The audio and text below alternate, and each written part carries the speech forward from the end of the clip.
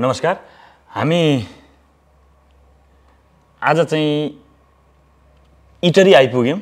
इटरी आउँदाखेरि हाम्रा आदरणीय दाजु सर गुरु हामी जसरी चिन्छौँ विक्रम सरको घरमै आइपुगेका छौँ।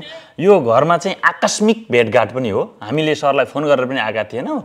अब क्याजुअली ल नि त सरलाई भेटौँ भन्ने हिसाबमा निस्किँदाखेरि ल क्यामेरा फ्रेममा पनि केही बोलौँ भन्दै हामीले सरलाई यस फेसबुक चर्चामा निम्त्या गरेका छौँ। सरलाई स्वागत छ यो फेसबुक चर्चामा। सरलाई कुरै गर्नुपर्दाखेरि अब यो एउटा इन्फर्मल जस्तो जाउँ। सर मेट्रिक्समा आउनुभन्दा अगाडि जहाँसम्म मलाई थाहा छ काव्य बाटिकामा एउटा माहौल तताइसक्नु भएको थियो। अनि त्यो हुँदाहुँदै यो पश्चिमबाट पूर्व कसरी लाग्नुभयो? अझै अगाडि जाँदाखेरि राम्रो होला। अझै अगाडि जाने? अझ अगाडि जाँदाखेरि हामी 2046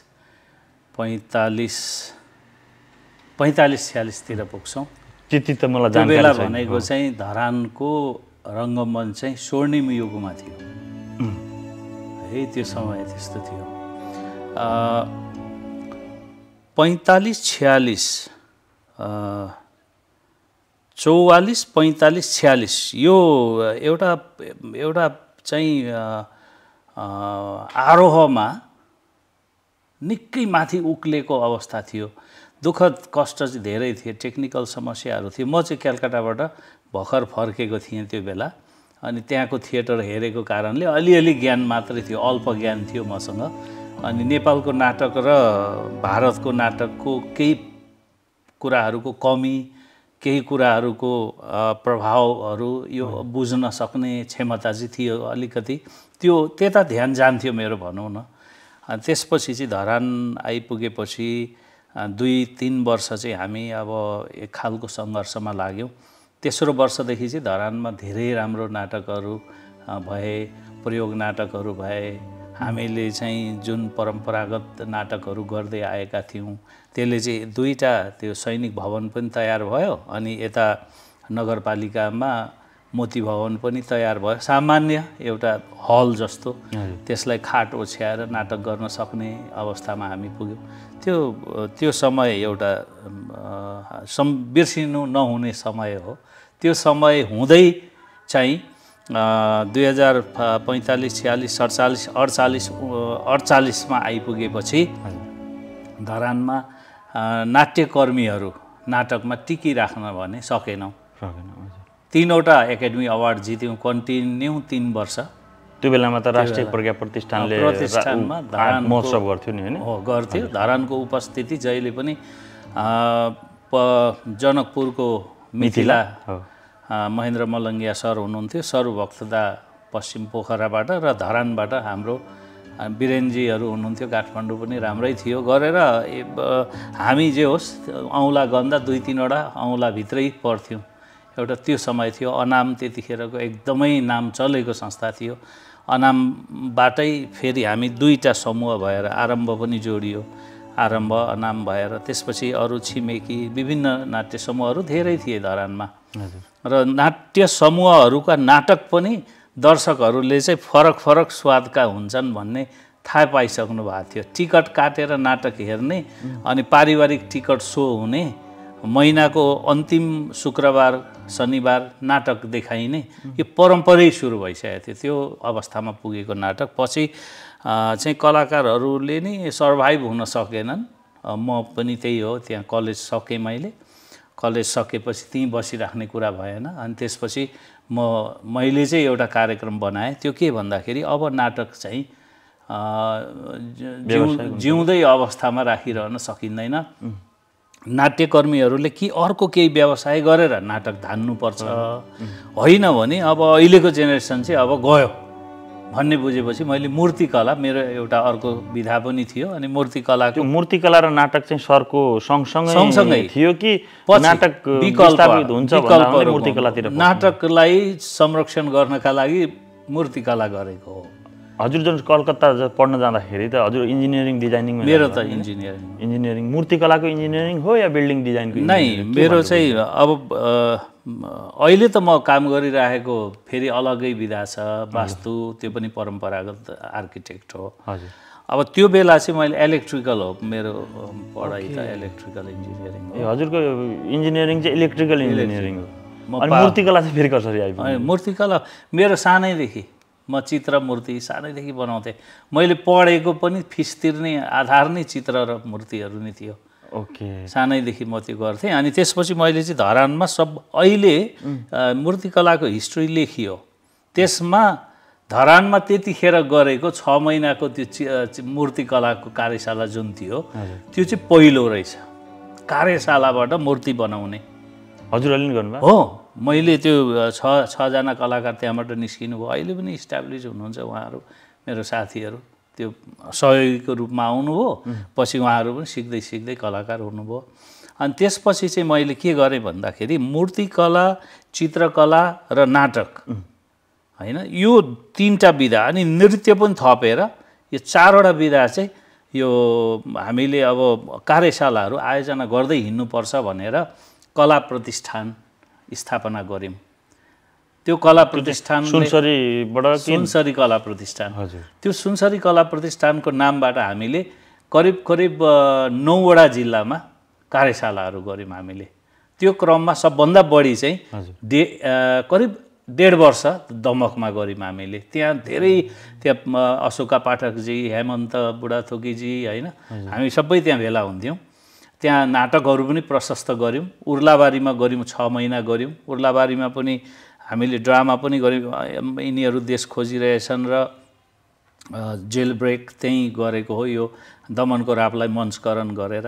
अनि गर्दै त्यहाँबाट झापा, त्यहाँबाट इलाम, त्यहाँबाट भोजपुर, यसरी हामीले चाहिँ कला कार्यशालाहरू गर्दै कुद्ने क्रममा अन्तिममा 2053 सालमा इटरीमा आएर, इटरीमा चाहिँ हामी फेरि 46-48-48तिर पनि धरानमा देखाएको नाटक यहाँ पनि ल्याउँथ्यौँ। यहाँ हुने नाटकमा सहयोग गर्न पनि आउँथ्यौँ।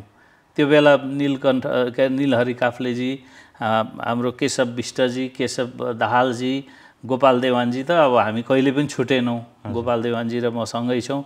प्रवीण राईजी लगायत सुवर्ण पलिखेजी, त्यतिखेरका साथीहरू हामी अहिले पनि सँगसँगै जस्तो छौँ भनौँ न।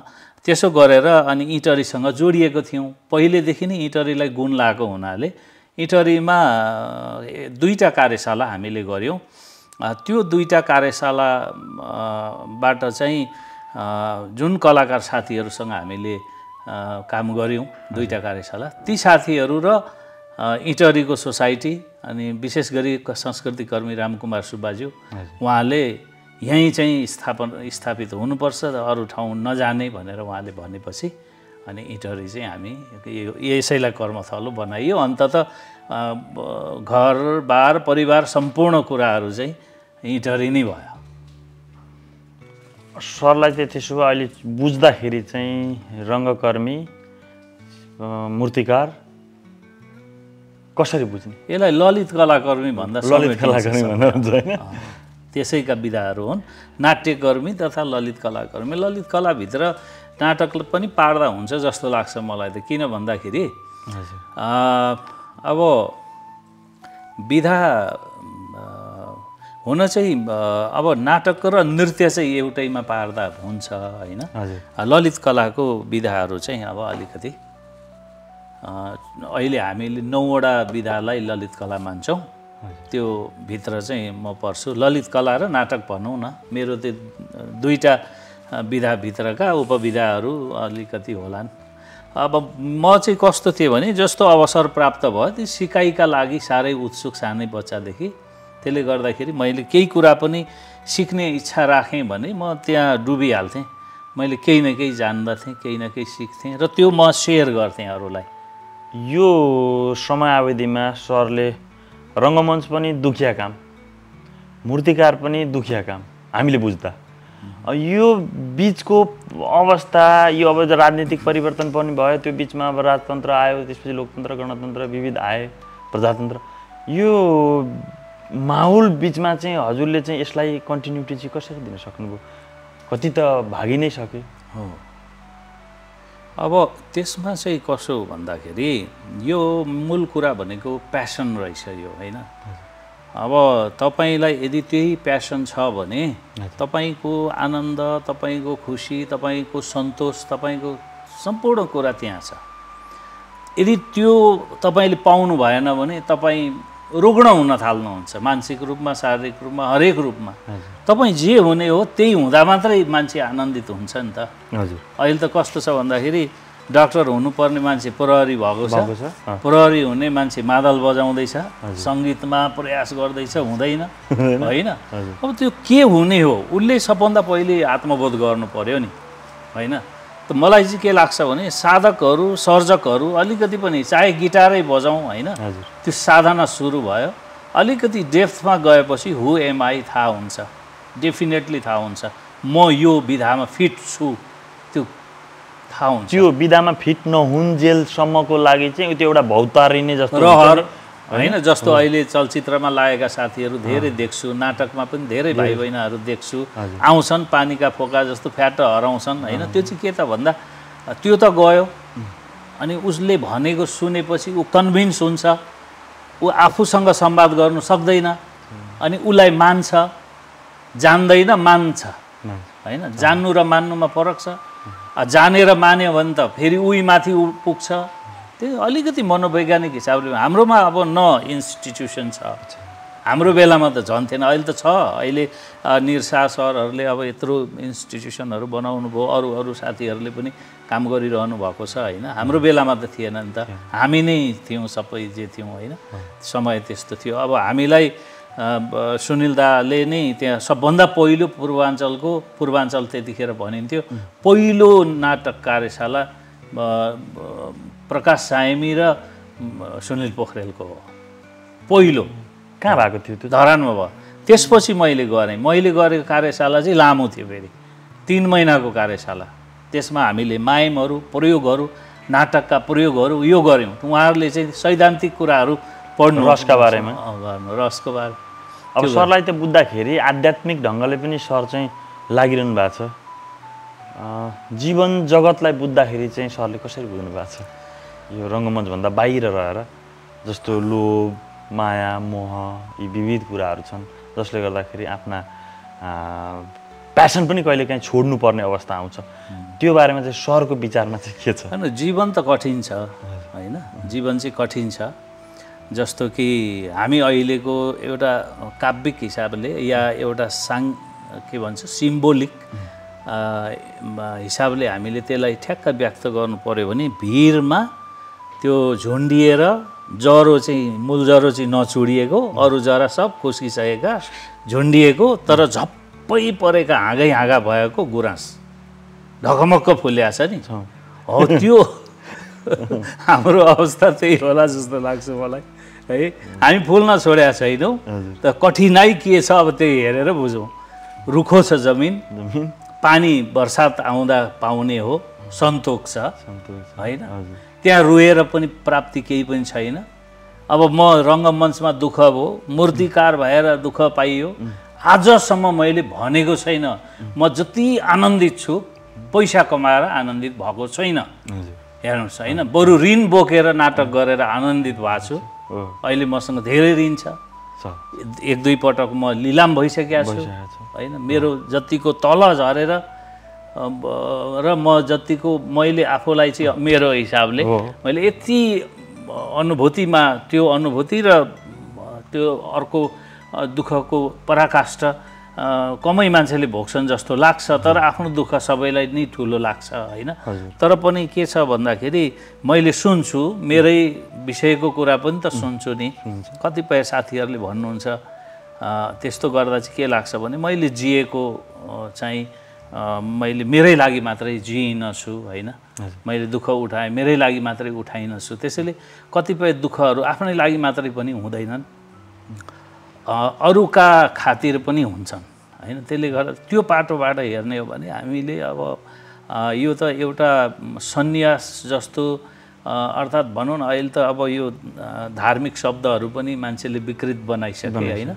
त यो चाहिँ एउटा त्याग समर्पण सहितको एउटा सन्यास्त, एउटा साधु जस्तो, एउटा होइन, एउटा योगी जस्तो जीवन हो नि त हैन किनकि कुनै योगीले एक तारे बजाउँथ्यो भने हामी नाटक बजाइराखेका छौँ हैन अब कसैले अर्को कुनै वीणा बजाउँथ्यो या उसले भजन गाउँथ्यो कीर्तन गाउँथ्यो आँखा चिम्लेर ध्यानस्थ हुन्थ्यो अनि त्यसले चाहिँ परम तत्त्व बोध गर्थ्यो आनन्दित हुन्थ्यो भने हामी सबै यिनै कर्म मूर्ति बनाउँदा पनि त्यो एउटा लयमा पसिसकेपछि तपाईँको त्यो आनन्द कसले व्याख्या गर्न सक्छ सक्दैन नि मूल कुरा चाहिँ थियो तर अहिले चाहिँ अब देखिन्छ त्यो हाम्रो बेलामा पनि थियो हामी अब सुरुमा रहरले नै पनि गर्थ्यौँ कति कुरा अनि हामीलाई कहिलेकाहीँ पारिश्रमिककै विषयमा पनि झगडा गर्न मन लाग्थ्यो हैन तर अहिले त पारिश्रमिकका लागि झगडा गरेको कुराले त हामीलाई खान्छ किनकि हाम्रो त्याग समर्पण थिएनछ भन्ने लाग्छ नि त हैन त्यसले गर्दाखेरि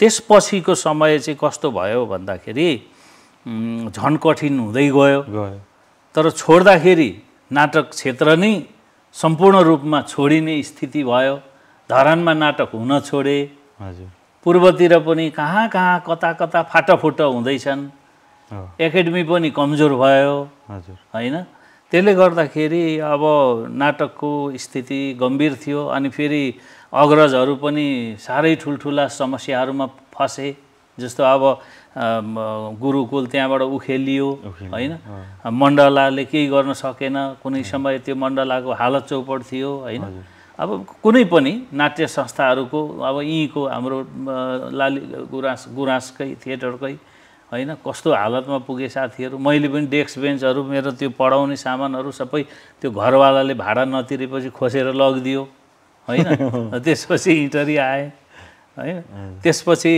इटरीमा पनि फेरि कस्तो भयो भन्दाखेरि यहाँ जुन गतिविधि गरिराखिएको थियो त्यसलाई काव्यवाटिकामा स्थानान्तरण गरियो अनि काव्यवाटिकामा पुगिसकेपछि चाहिँ धेरै राम्रो गरी हामीले के गर्यौँ भन्दा नाटकलाई भन्दाखेरि पनि हामीले चाहिँ त्यहाँ फोकस गर्यौँ मूर्तिकलालाई अब मूर्तिकलालाई फोकस किन गर्यौँ चित्रकलालाई किन गर्यौँ सिपमूलक कामहरूलाई किन गर्यौँ हस्तकलाका उत्पादनहरू किन हामीले सुरु गर्यौँ भन्दाखेरि सर्भाइभ हुनका लागि हरेक कलाकार चाहिँ कुनै न कुनै आम्दानी गरेर ऊ बाँच्नुपर्छ र उसले अनि बचाउन सक्छ पहिले ऊ बाँच्नुपर्छ त्यसले गर्दाखेरि हामीले 2.5 वर्षको मूर्तिकला कार्यशाला हस्तकला कार्यशाला चित्रकला कार्यशाला अनि तपाईँको नाटकहरू पनि गऱ्यौँ धेरै नाटक धेरै गऱ्यौँ हामीले फणेन्द्र दाइहरुको मलाई याद छ हो धेरै सडक नाटक गऱ्यौँ अनि त्यसपछि कचहरी गऱ्यौँ त्यो कचहरी पनि एक किसिम बडो राम्रो थियो त्यो कचहरी धेरै सङ्ख्यामा चाहिँ कचहरी नै गऱ्यौँ होला कचहरी गऱ्यौँ स्टेज ड्रामा पनि गऱ्यौँ अनि हाम्रो नेपालका विभिन्न क्षेत्रबाट कलाकारहरू आउने त्यहाँ सहभागी हुने बाहिरका कार्यक्रम पनि ल्याएर आयोजना गर्ने गरेर अनि काव्यवाटिका करिब 3.5 वर्ष एकदम राम्रो ढङ्गले हामी पिकअप लिइसकेका थियौँ त्यसपछि राजनीति छिरेपछि कोही जग्गा हत्याउन खोज्ने कोही मैले चाहिँ युनेस्को मान्छेहरू आउनुभयो 4 बिघा हामीले जमिन पुर्याउँदाखेरि यो दक्षिण एसियाली मूर्तिकारहरूको कला सङ्ग्रहालय निर्माण गरिदिने शर्तमा उहाँहरूले निर्माण इजाजत पत्र माग्नुभयो सिडिओ कार्यालयबाट जब मैले निर्माण इजाजत पत्र ल्याएर ती मान्छेहरूका हातमा हालिदिएँ युनेस्को टिमलाई हालियो भोलिपल्टबाट राजनीति सुरु भयो अनि उनीहरूले के गरे भन्दा नापी गर्न नदिने भए अब नापी गर्दा 1.5 बिघा जग्गा म निकाल्थे त्यहाँबाट त्यो नापीको पोइन्ट नै यिनीहरूले चेन्ज गरेका रहेछन् त्यो पोइन्ट पुरानो मैले पत्ता लाएँ ऋषिदेवहरूको बस्तीमा एउटा पुरानो पोखरी छ त्यहाँ जाट भन्छ बिचमा गाडेको खम्बा छ त्यो खम्बाबाट नाप्दाखेरि काव्यवाटिकाको जग्गा निस्किन्थ्यो त्यो जग्गा निकाल्छ भनेर भूमाफियाहरू लागेपछि मैले कतिसम्म पनि गरेँ भने अगाडिको जग्गामा अलिकति मान्छे 8-10 घर सुकुम्बासी बस्नु भएको थियो अनि पूर्व न्यायाधीश भट्टराई सर उहाँसँग रिक्वेस्ट गरेपछि विक्रम भाइ लु बाँडिदिनु भन्नु उहाँको जग्गा ओइलानी रहेछ उहाँको जग्गाभित्र अलिकति ओइलानी रहेछ त्यो दिनुभयो उहाँले 12 कट्ठा जग्गा अनि माछा खाने यसो खाडी चाहिँ राखिदिनुहोस् है भन्नुभयो मैले त्यो 6 कट्ठामा 12 घरलाई सार्यौँ त्यसपछि 3 बिघा जग्गा त काव्यवाटिकाको पुग्यो 1 करोड रुपियाँ चाहिँ त्यतिखेर योजना आयोगको दिनेश थपलिया संयोजक हुनुहुन्थ्यो। उहाँले जगेडा कोषबाट दिने गरी धरानको त्यो सप्तरङ्गी पार्क त्यो पनि मैले डिजाइन गरेँ। त्यसपछि इनरुवाको पञ्चवटी पार्क र काभ्रेवाटिका यो तीनवटाका लागि तीन वर्षका प्रत्येक वर्षको 3टा नगरपालिकाको बजेट हाल्ने भनेर 1-1 करोड हाल्दाखेरि काभ्रेवाटिकालाई पनि 1 करोड पर्यो। मैले साइन गर्दा हुने गरी वान डोर सिस्टममा त्यो पैसा आयो। त्यसपछि त डरलाग्दो राजनीति भयो। यतिसम्म भयो कि अब कृषि विकास ब्याङ्कले 65 दिन ढिलो भएकोमा घरै लिलाम गरिदियो। त्यो लिलाम चाहिँ कसरी भयो? सपोज हजुरले चाहिँ के घर त्यो राखेर चाहिँ मैले मेसिन औजारहरू मूर्तिका सरसामग्री त्यो त अब पैसा लाग्थ्यो नि त। अनि त्यसको लागि 13 लाख जति ऋण थियो त्यहाँ। हजुर त्यो 13 लाखको कारणले 65 दिन ढिलो हुँदाखेरि लिलाम हाल्यो। त्यो त आँखी लागेको जस्तो हो। त्यही हो। त्यो अहिले व्यक्तिहरू पनि चिनिसकिए। हजुर सबै नै थाहा भइसक्यो। म त्यतिखेर धर्मकला संस्कृति र पर्यटनको संयोजक थिएँ नगरपालिका इटरीको। हजुर यो जति ब्युटिफिकेसन छ ताल तलैया छ त्यो मैले पूर्वाधार योजना मैले बनाएको, मेरो टिमले बनाएको हो। म त्यतिखेर पिता भनेर भन्दा हुन्छ होइन, त्यो त अरूले भन्ने शब्द भयो होइन। तर जे होस् एउटा प्रयत्न गरियो। इटहरीको अहिलेको चोकको ल्यान्डस्केप हेर्नुहोस् होइन, अब त भत्किन्छ। तथापि इटहरी जस्तो त बनेको थियो नि त्यो बेलामा। अनि सडक विभाग अनि सँग बसेर डाक्टर सरोज डाक्टर साहबसँग बसेर हामीले प्लानिङ गरेर गऱ्यौँ। अनि मलाई जब त्यो पदबाट निकालियो नगरपालिकाबाट, हजुर त्यसपछि मलाई थाहा भयो कि अब म काभ्रेवाटिकामा रहनु सक्दिनँ। त्यसपछि अनि रिजाइन त्यो नगरपालिकालाई नि काभ्रेवाटिका 1 वर्षका लागि ह्यान्डओभर गऱ्यौँ। त्यतिखेरसम्म हामीलाई 6 लाख रुपियाँ ऋण लागिसकेको थियो। त्यतिखेरको 6 लाख है। हजुर होइन। त्यो अब 22-23 जना कलाकारहरू आवासीय रूपमा बसिन्थ्यो, तालिम हुन्थ्यो। माओवादीका साथीहरू पनि त्यहाँ चाहिँ सेल्टर लिएर बसिया थिए, उनीहरूलाई पनि खुवाउनु पर्थ्यो। कतिसम्म मैले गरेँ भने आर्मी क्याम्पको गेट र आर्मी क्याम्पको भित्रको ब्युटिफिकेसन गर्दाखेरि गर्ने काम मैले अर्थात् मैले जिम्मेवारी पाएको थिएँ। प्रदीप शमशेर जबरा हुनुहुन्थ्यो जज साहब।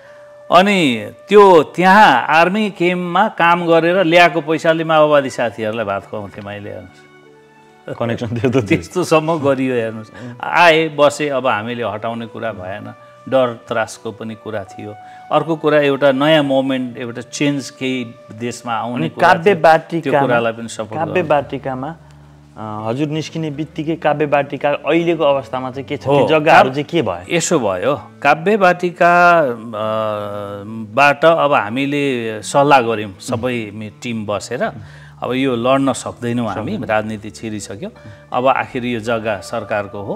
अब यी कागजपत्रहरू योहरू सबै नगरपालिकालाई जिम्मा लगाउँ र हामी बाहिर प्राइभेट एउटा कम्पनी खोलेर, मूर्तिकै कम्पनी, कलाकारिताकै कम्पनी खोलेर ट्रेनिङहरू चलाएर के गरेर अनि ती कलाकृति घर घर लगेर बेचेर भए पनि यो 6 लाख चाहिँ तिरौँ भनेर निर्णय गऱ्यौँ राति होइन। अनि लगत्तै त्यसमा चाहिँ अनि मैले यसो सोचेँ। अनि रामकुमार सुब्बाज्यू त्यतिखेर अञ्चलाधीश हुनुभएको थियो। हजुर अनि मैले उहाँलाई त सुनाउनु पऱ्यो नि, ल यस्तो यस्तो भयो। हामी त काभ्रेवाटिकाबाट निस्किने भयौँ। दाजुकै घर मुनि त्यहाँ थियो नि त, घर खाली पनि थियो। घर मुनि बसेर हामी काम गर्छौँ भनेको होइन। अब त्यो होइन, जिल्ला विकास समितिको सभापति बस्नेत हुनुहुन्थ्यो। उहाँसँग मेरो कुरा भएको छ। उदयपुर आएर केही समय तिमीहरूले काम गर्नुपर्छ भनेपछि अनि हामी उदयपुर गयौँ। होइन, जिल्ला विकास समितिको अध्यक्ष सभापति आउनुभयो। राति त्यहीँ 11-12-1 बजेसम्म बस्नुभयो होइन हामीसँगै। गन्थन कुराकानी भए। मैले ऋणका कुरा सब बताएँ। उहाँले 2-2.5 लाख रुपियाँ 3 लाख रुपियाँ कति चाहिन्छ ऋण तिर्ने, पहिलो किस्ता निकालिदिन्छु, अरू चाहिँ अनि काम गर्दै जानुहोस् अनि पछि गर्नुहोस् भनेर उहाँले नै गरिसकेपछि जिल्ला विकास समितिको ब्युटिफिकेसन इन्जिनियर कि के भन्ने नाम एउटा पद सिर्जना गरेर मलाई लगेको छ।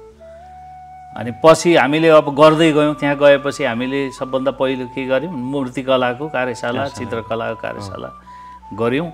त्यहाँबाट पनि धेरै साथीहरू निस्किनुभयो, धेरै साथीहरूले पनि गर्नुभयो।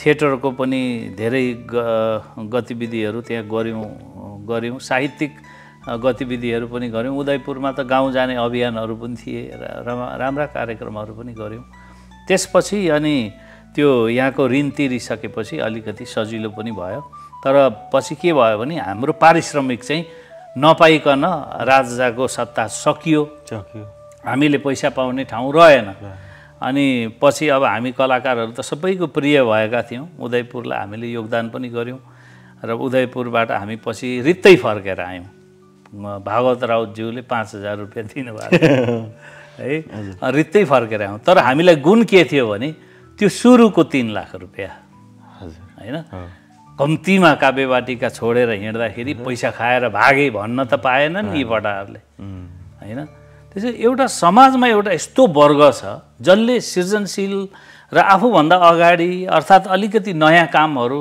अलिकति क्रिएटिभ कामहरू गर्न दिँदैनन् जस्तो पार्टी सिस्टममा पनि त्यही छ खराबी के छ भने पार्टीमा एउटा कोही आउँदैछ भने म कुन नम्बरमा पुग्छु भनेर हिसाब गर्छ क्या त्यसले होइन ऊभन्दा राम्रो मान्छे असल मान्छे आयो भने त उसलाई त्यसले महिला बनाइदिइहाल्छ तुरुन्तै फोहोर बनाइदिन्छ किनभने ऊभन्दा ऊ माथिल्लो लेभलमा जान्छ उसको भाग बन्डा खोजेर स्वार्थले दलमा लागेका मान्छेहरूसँग आस्थाले भन्दा पनि सबै स्वार्थले लागेको हो आस्थाले हामी हिजोका दिनमा जो लड्यौँ हामी आस्थाले लड्यौँ नि नाटकबाट बोल्यौँ सङ्घर्षका कुराहरू केही होला भन्ने विश्वासमा हामी जेलै गयौँ त गोपालजी जति त कुटाइ पनि कसैले खाएको छैन नाटक लेखेरै कविता वाचन गरेरै हिजोका दिनमा गरेनौँ तर त्यति गरेर हामी चुप लागेर आफ्नै तालले गरिरहेको छौँ अहिलेसम्म अहिले झन्डा बोकेको फोटो देखाएर टेन्डर पारे भाग लिइराखेका छन् भाग लिएका छन् टेन्डर पारेका छन् अब ठाउँ ठाउँमा आफ्नो स्वार्थ त पुरै गरेका छन् हो त्यो छ त्यसले गर्दाखेरि पछि हामीले उदयपुरले धेरै ठुलो मद्दत गरेको छ हामीलाई अनि पछि आइसकेपछि काव्यवाटिका जान खोज्दा हामीलाई दिएन काव्यवाटिका फन पार्क भनेर नगरपालिकाले त्यसलाई त मनोरञ्जनालय बनाइसकेको रहेछ अनि त्यसपछि नगरपालिकाले काव्यवाटिकामा वडा कार्यालय बनाउने भएछ काव्यवाटिकाको जग्गा चाहिँ अब क्यान्सर अस्पताललाई दिने भएछ अब आबादीभित्र क्यान्सर अस्पताल त हुँदैन तर जग्गा बेच्नका लागि त्यो दलालहरूले त्यस्तो गरेछन् अनि त्यसपछि के भयो त्यो रुखहरू लाछे च्याते हामीले ती रोपेर हुर्काएका जङ्गल जुन थियो त्यो सबै नष्ट गरे अनि अब त्यो हेरियो मात्रै केही गर्न सकेन भन्नुपर्दा काव्यवाटिका अहिले छैन भन्दा भयो अहिले अस्तित्वमा चाहिँ छ भौतिक रूपमा यो भूगोलमा छ त्यसैको नामले इटरी अझै पनि थाहा हुन्छ चिनिन्छ होइन तर जुन काव्यवाटिका हो त्यो अहिले म्याट्रिक्स भएर कन्भर्ट भएको छ अब हामीले के गर्यौँ त त्यसपछि भन्दा इटरी आइसकेपछि अनि हामीले केही अब काव्यवाटिकाबाट हामीलाई निकालिसकेपछि रुने मान्छेहरू पनि थिए नि त उहाँहरूले चाहिँ के गर्नुभयो भन्दाखेरि हामीलाई कसै गरी यिनीहरू सेटल हुन् भन्ने हिसाबले उहाँहरूले सपोर्ट गरेर अनि हामीले जमिन खरिद गऱ्यौँ मैले पनि अब व्यक्तिगत अब सानो अब घर त सकिसकेको थियो होइन त्यतिखेर सामान्य गऱ्यो होइन लग्यो सरकारले नि लग्यो सकियो त्यसको बारेमा अहिले उठानै भएन हामीले धेरै प्रयास गऱ्यौँ केही पनि भएन अनि त्यसपछि अब मलाई डोनेसन त धेरैतिरबाट आएको थियो मनोज बाबु मिश्रले नि 20-22 लाख उठाउनु भएको थियो मैले लिइनँ त्यो रकमहरू हामीले लिएनौँ कलाकार श्री कल्याण कोष भनेर एउटा कोष चाहिँ खोल्नुभयो हाम्रा यहाँका बुद्धिजीवीहरूले मैले भने त्यो कोष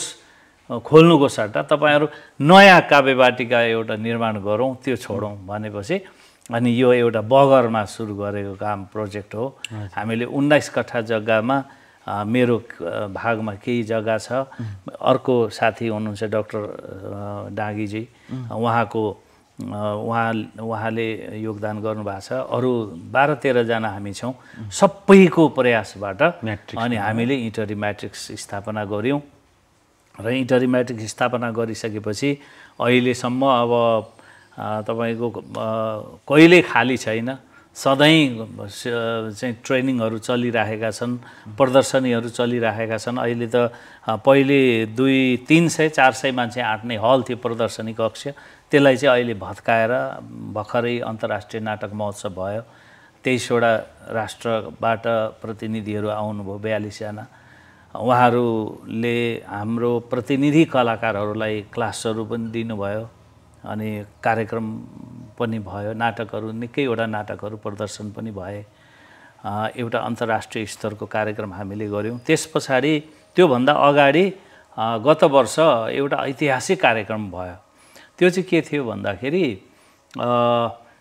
प्रदेशमा पहिलो पटक प्रादेशिक ललित कला प्रदर्शनी भयो। 360 जना कलाकारहरू हाम्रो प्रदेशका एकै ठाउँमा भेला भएर हामीले त्यो कार्यक्रम गऱ्यौँ र 11 दिनसम्म त्यो प्रदर्शनी चल्यो है। र कार्यक्रम अनि त्यहाँबाट छनौट गरेका कलाकृतिहरूले काठमाडौँ भाग लिए, पुरस्कृत पनि भए। हामीले क्षेत्रीय पुरस्कार, राष्ट्रिय पुरस्कारहरू पनि हाम्रो कलाकार साथीहरूले जित्नुभयो। त्यसो गरेर अहिले चाहिँ अब काव्यवाटिका लाई चाहिँ हामीले अब त्यो रूपान्तरित अवस्था हो काव्यवाटिकाको भन्ने नि छ। अब जति स्रष्टाहरू हुनुहुन्थ्यो अहिले यहीँ जोडिनुहुन्छ, जति काव्यवाटिकालाई माया गर्नेहरू हुनुहुन्थ्यो अहिले त फाइट गर्नेहरू त हुनुहुन्छ। अब यसको तथ्य त मलाई थाहा छैन होइन। जस्तो अस्ति इन्टरनेसनल थिएटर फेस्टिभल जुन भयो त्यसमा सरले जुन निकास हुनुपर्ने पैसा अहिले पनि निकास भएको छैन। नगरपालिकाबाट अहिले पनि हामीलाई त्यो काव्यवाटिकामा खेदो गरे जस्तै गरि नै राखेका छन्। जस्तो गत वर्ष के भयो भन्दाखेरि चित्रकलाको अर्थात् ललित कलाको प्रादेशिक प्रदर्शनी भयो, नगरपालिका सह आयोजक भयो होइन। सह आयोजक भएपछि त आयोजकहरूले लगानी गरेकोमा आधी जस्तो भए पनि हाल्नुपर्छ। मौखिक सहमति अनुसार 15 लाख रुपियाँ दिने कुरा भयो, पछि 10 लाख भन्ने कुरा भयो, त्यो पनि हामीले मान्यौँ होइन। त्यसपछि आयोजकले जति खर्च गर्यो, एकाडेमीको खर्च त निश्चित हुन्छ, 3 लाख 3.5 लाख कति हो। त्यसपछिको खर्च नगरपालिकाबाट 15 लाख रुपियाँमा 10 लाख रुपियाँ आइहाल्छ भन्ने हिसाबले अब हामीले के गर्यौँ भन्दा ऐतिहासिक कार्यक्रम थियो अनि टाढा टाढाबाट साथीहरूलाई बास बस्ने गरी आउनुहोस् भनिदिउँ। हजुर हेर्नुहोस्, अनि मेसहरू चलायौँ, बास बस्ने व्यवस्थाहरू गऱ्यौँ होइन। गरेपछि अब कार्यक्रम त भव्य भयो, कार्यक्रम ठुलो पनि भयो, व्यवस्थित गर्दा खर्च पनि भयो होइन। अब नगरपालिकाले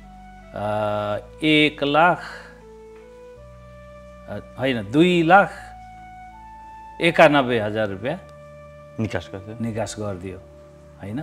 अरू सबै ऋण अहिलेसम्म ऋण अब तिर्दैछौँ के दुःख गरेर। त्यसपछि फेरि यो वर्ष नाटक महोत्सव भयो होइन। यसमा पनि नगरपालिका सहआयोजक हो होइन। कुराकानी भयो, एकाडेमीका कुलपतिहरूसँग मेयरको कुराकानी भयो। भएपछि उहाँले 25 लाखसम्म खर्च गर्नु भन्नुभयो। मैले भने त्यत्रो आवश्यकै छैन, किन गर्ने। भोलि नाटक महोत्सवलाई 25 लाख दियो भनेपछि अर्कोलाई पनि तपाईँले दिनुपर्छ होइन। त्यसले गर्दाखेरि त्यो होइन, कति खर्च हुने हो त्यो खर्च तपाईँहरूले भाग लागेको खर्च नगरपालिकाले गर्नुहोस् भन्दाखेरि 15 लाख रुपियाँको कुरा भयो। अब नगरपालिकाले दिने 15 लाख अहिले दिने त कुरै छोडिदिउँ होइन। 2,40,000 कति रुपियाँ पैसा नगरपालिकाबाट प्राप्त भयो हेर्नुहोस्। अब खर्च 23 लाख भयो। अनि मन्त्रालयबाट एउटा पैसा सशर्त अनुदान भनेर मुख्यमन्त्रीजीको कार्यालयबाट, यो त प्रदेशको टुरिज्म इयर भएकोले गर्दा मुख्यमन्त्रीजी नै कोअर्डिनेटर हुनुहुन्छ। अनि उहाँ कार्यक्रममा तिनटै प्रोग्राम, उद्घाटन अनि बिचको कार्यक्रम र समापन, तिनटै कार्यक्रममा दिनभरि बिताउनु भयो मुख्यमन्त्रीजी। यो कार्यक्रममा साह्रै राम्रो गरी समय दिनुभयो र कार्यक्रम भव्य पनि भयो, ती पाहुना पनि खुसी भए। अब त्यहाँबाट दिएको 15 लाख रुपियाँ पैसा अब इन्जिनियरलाई भनेर सुनियोजित रूपमा भइसकेको कामको चाहिँ इस्टिमेट हालिदिएर हामीले गरेको 23 लाखको कामलाई चाहिँ इन्क्लुड नै नगरिकन उल्टै कारबाहीमा पर्ने गरी पेस गर्दैछ। 23 लाखमा 6 लाख रुपियाँ प्राप्त भयो भनेपछि अब अहिले हामीले चाहिँ अहिले तिर्न सकेको छैनौँ अहिलेसम्म पनि। त्यसले गर्दा स्थानीय क्षेत्र पहिलेदेखि नै यस्तै नै हो। उनीहरूको हितमा भयो भने, उनीहरूका भोटर्स बढ्ने खालको कार्यक्रम भयो भने, उनीहरूको निहित स्वार्थ पूर्ति हुने खालको कार्यक्रम छ भने उनीहरूले गर्छन्। अहिले बाँडेका छन्, लुटेका छन्, सबै थाहा छ हामीलाई। पहिले बोल्न सकिन्थ्यो राजाको बेला, बरु अहिले बोल्नु सकिँदैन। भन्न चाहिँ यिनीहरू फेरि के भन्छन्, बोल्नु पाएको छ, यो गर्नु पाएको छ भन्छ। होइन, अहिले त बोल्नै सकिँदैन। मसँग बकाइदा रेकर्ड छ, मसँग लाख लाख रुपियाँ पेटी भन्दा रहेछन् यिनीहरूले, 1 लाखलाई पेटी भन्दा रहेछन्। त्यो पेटी पहिले भएको भए बाँकी पनि हुन्थ्यो, पैसा निस्किँदा दिँदा हुन्थ्यो दाइले, विक्रम दाइले। अब अहिले ढिलो भयो, नगद ल्यायो भने हेरौँ म प्रयास गर्छु भनेर इन्जिनियर बोले आछ, कारबाही गर्दैन उनीहरूले। उपमेयरकै अगाडि 8-9 जना अरू त्यहाँ पदाधिकारीहरू बसेको ठाउँमा मैले ह्यान्ड्स फ्री